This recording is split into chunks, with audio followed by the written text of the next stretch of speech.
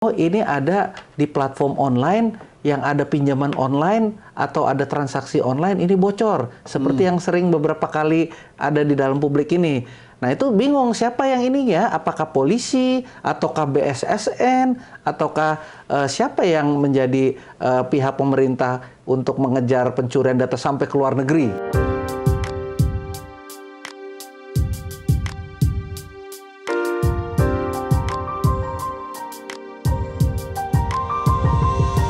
Halo, kembali lagi bersama saya Sebastian Salang dalam program Face to Face. Ya, kali ini saya akan membahas topik yang hari-hari ini lagi rame, yaitu berkaitan dengan pertama soal perlindungan data pribadi. Antara pemerintah dan DPR itu sedang serius membahas rancangan undang-undang ini dan mudah-mudahan segera selesai. Berikutnya, ya, beberapa hari terakhir rame juga dikabarkan terjadi kebocoran data publik melalui IndiHome. Dan selain itu, beberapa minggu sebelumnya Kementerian Informasi dan Telekomunikasi itu mendapat bulian habis-habisan dari publik karena memblokir PSE.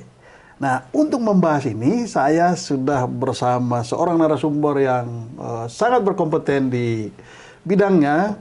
Beliau adalah Bang Bobi. Apa kabar? Apa kabar, Bang Bastian? Aduh, senang bisa jumpa ini. Ya, sebelum saya ngobrol lebih jauh dengan Bang Bobi, saya perlu perkenalkan supaya semakin dikenal. Orangnya sudah sangat terkenal, ganteng, gitu ya, tapi saya perlu perkenalkan. Beliau adalah anggota DPR dari fraksi Partai Golkar. Sekarang ini ada di Komisi 1.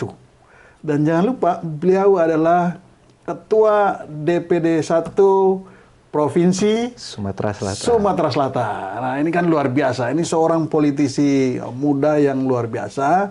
Dan memang saat ini saya sengaja menculik beliau di tengah mereka sedang serius membahas rancangan undang-undang pelindungan data pribadi.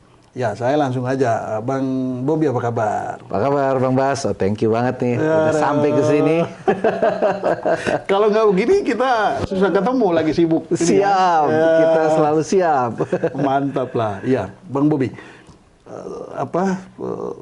sekarang ini kan pemerintah dan DPR sedang membahas rancangan undang-undang pelindungan data pribadi. Betul. Apa sih pentingnya, Bang? Jadi rancangan undang-undang ini? Data pribadi itu sebenarnya di luar negeri sudah 180 negara yang punya. Dan Indonesia ini alhamdulillah baru akan punya. Jadi kita ini ingin pada saat nanti ada pertemuan presidensi G20, per hari ini Indonesia satu-satunya di antara 20 member itu yang belum punya undang-undang data pribadi.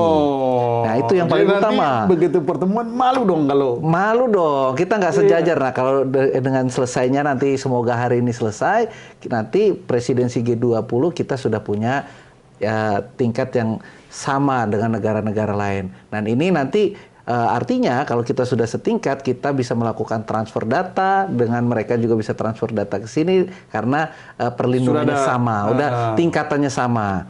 Nah, data pribadi itu kan bagian dari hak asasi manusia, Bang Bastian. Nah, kalau di luar negeri itu dari tahun 2000-an, dari tahun sebelum-sebelumnya udah ada undang-undangnya, malah sebelum ada elektronik kayak begini. Betul. Jadi dari non elektronik. Nah, kita karena ya sedikit-sedikit paling belakang, ini akan menjadi undang-undang yang paling lengkap. Karena referensinya udah seluruh ada. Jadi ini yang terakhir kira-kira dari 180 negara itu kita nih yang paling lengkap lah. Nah, semoga dengan adanya undang-undang ini, tapi bukan berarti tidak ada undang-undang ini sebelumnya tidak ada kekosongan hukum, itu tetap ada. Cuman kan antara klaster-klaster. Nah, ini disatukan, dijelaskan sudah ada siapa koordinatornya, sehingga prinsip paling utama pemenuhan hak asasi masyarakat kita, yaitu data pribadinya, itu sudah dipenuhi. Nah, itu tadi yang saya mau tanya itu. Kalau perkembangan digital di Indonesia ini kan sudah cukup lama ya. Ya, betul. Dan perkembangannya luar biasa. Betul. Begitu. Nah, sebelum-sebelumnya gimana dong data pribadi warga negara Indonesia itu dilindungi atau? Sebenarnya itu sudah ada, tapi itu tadi kita ada misalkan data KTP, personal data itu ada di Undang-Undang Adminduk. Yang Undang-Undang Kesehatan ada lagi. Data mengenai transaksi keuangan itu ada di Undang-Undang Perbankan. Nah, banyaknya undang-undang ini yang tidak disatukan akhirnya menimbulkan kegagapan. Kiranya misalkan, oh ini ada di platform online yang ada pinjaman online atau ada transaksi online ini bocor. Seperti yang sering beberapa kali ada di dalam publik ini. Nah itu bingung siapa yang ini ya, apakah polisi, ataukah BSSN, ataukah siapa yang menjadi pihak pemerintah untuk mengejar pencurian data sampai ke luar negeri. Apa Kemenlu, nah itu timbul kegagapan. Nah inilah kita perlunya undang-undang PDP ini, sehingga nantinya ada siapa yang ditugaskan, wewenangnya apa, tupoksinya bagaimana, itu lebih jelas. Lebih jelas ya. Nah, masyarakat mengadu jelas tempatnya. Oh gitu, ya. Ini luar biasa. Nah, ini saya tahu ini kan proses pembahasan sedang berjalan ya. Ya. Jadi antara pemerintah dan DPR sudah sepakat. Sudah hampir selesai lah. Sudah hampir selesai. Ya. Apa sih substansi dari rancangan undang-undang itu? Ya, paling utama itu tadi adalah bagaimana undang-undang ini bisa memenuhi hak-hak masyarakat dalam hal pemenuhan terhadap kebutuhan data pribadi. Karena data pribadi ini kan diperlukan untuk dalam kehidupan hari-hari. Apakah itu untuk sekolah, apakah itu kesehatan, apakah untuk pendidikan, apakah untuk transaksi perbankan. Nah, itu. Nah, itu dari sisi hak. Nah, lantas dari sisi hak ini kan harus dipenuhi. Bahwa hak itu dipenuhi oleh si pengendali data. Ya. Nah, pengendali datanya itu kalau sudah diserahkan data pribadi milik subjek yang pemiliknya, dia kan punya kewajiban-kewajiban. Nah, kewajiban ini diatur. Nah, belum lagi kita bicara soal kepentingan ekonomi. Kepentingan, betul. Bicara soal kepentingan keamanan. Iya, di sini. Jadi kalau nanti apakah karena bocor, ataukah karena kurang mengikuti prosedur, non-compliance, ataukah ada pemalsuan, nah itu diatur dengan lebih rigid di sini. Jadi ini menjadi undang-undang yang menjadi acuan, nanti pun dasar-dasar hukumannya itu akan mengacu ke sini. Jadi misalkan KUHP yang akan dibahas, itu kan zaman dulu KUHP dibikin kan belum ada nih urusan pencurian data pribadi. Ya, betul, yang ada pemalsuan surat misalkan. Nah ini yang akan diatur lebih rinci lagi, dan siapa yang bertanggung jawab untuk mengkoordinasikannya di lembaga publik dan juga lembaga negara mana yang ditunjuk. Nah, itu dia salah satu yang menjadi perdebatan ya, yang saya ikuti antara DPR dan pemerintah, dan mudah-mudahan sekarang sudah ada titik temu.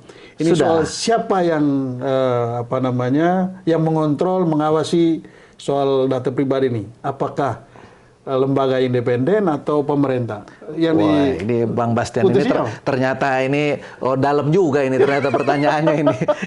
Jarang-jarang sampai situ. Jadi kita sudah bersama pemerintah sudah menemukan formulasinya, sehingga kan banyak contoh, ada badan yang terlalu independen seperti yang ada di Eropa, di Amerika, tetapi ada juga lembaga yang masuk di dalam ranah eksekutif, itu ada di Malaysia, di Singapura. Nah, ini kita bisa memformulasikan bahwa apapun bentuk badannya, tetapi wewenangnya adalah mengawasi data pribadi yang ada di lembaga publik ataupun di lembaga sektor swasta. Jadi bentuknya nanti itu diserahkan kepada pemerintah. Karena kenapa? Kalau kita misalkan membentuk badan baru lagi ya kan, kita lihat efisiensi juga, banyak lembaga yang di merger. Tetapi itu terserah kepada eksekutif apakah itu akan dibentuk badan baru ataukah mengekstensifikasi kewenangan badan atau lembaga yang sudah ada. Itu kan juga bisa. Oh, jadi ini memberi PR ke pemerintah nih? Memberikan bukan PR, mana yang baiknya, yang penting badan ini tupoksinya ini. Nah, itu kira-kira. Oh gitu ya? Nah, itulah makanya kita sudah bisa menyelesaikan. Oke, jadi ini apakah nanti pemerintah membentuk badan baru independen atau nanti melekat di badan yang sudah ada, dia tambah kewenangannya. Itu lebih praktis lagi gitu kira-kira. Karena kan kita juga ingin pemerintah ini efisien, jangan terlalu banyak tumpang tindih. Oh gitu ya, Ya. pertimbangan. Dan itu nanti kita evaluasi ya ke depannya seperti apa. Tapi nanti kan pasti ada kan timbul kegagapan. Misalkan ternyata terbukti ada kebocoran, terbukti ada penjualan data pribadi. Nah, bagaimana sanksinya kalau sama-sama lembaga negara?